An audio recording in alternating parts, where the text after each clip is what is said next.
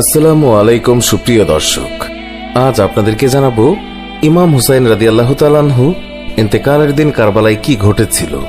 হিজরি 61 সাল বা 10 অক্টোবর 680 খ্রিস্টাব্দে বর্তমান ইরাকের কারবালার মরুভূমিতে হৃদয় বিদারক হত্যাকাণ্ডের শিকার হন হযরত ইমাম হুসাইন রাদিয়াল্লাহু তাআলা আনহু সহ তার পরিবার ও গোত্রের 72 জন সদস্য।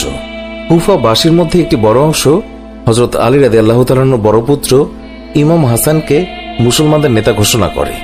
পক্ষান্তরে মিশর, সিরিয়া, সাইপ্রাস, তুরস্ক সহ একটি বিরাট অঞ্চলের নিয়ন্ত্রণ তখন সেনাপতি মুয়াবিয়ার হাতে। তিনি ইমাম হাসান রাদিয়াল্লাহু তাআলা আনহুর নেতৃত্ব মেনে নিতে পারেননি। ফলে নিজেকে মুসলমানদের নেতা ঘোষণা করে মুয়াবিয়া বিশাল সৈন্যদল নিয়ে ইরাকে চলে আসেন। পরবর্তীতে কূট রাজনীতি, অর্থের প্রলোভন এবং বল প্রয়োগ করে মুয়াবিয়া ইমাম হাসান রাদিয়াল্লাহু তাআলা আনহুর পক্ষের একটি বড় অংশের আনুগত্য লাভ করে। পরিস্থিতির শিকার হয়ে এবং মুসলমানদের ঐক্যের কথা বিবেচনা করে ইমাম হাসান রাদিয়াল্লাহু তাআলা আনহু মুয়াবিয়ার সঙ্গে একটি চুক্তি করেন। 670 সনে বিষ প্রয়োগের মাধ্যমে হত্যা করা হয় ইমাম হাসান রাদিয়াল্লাহু তাআলা আনহুকে। এইদিকে 680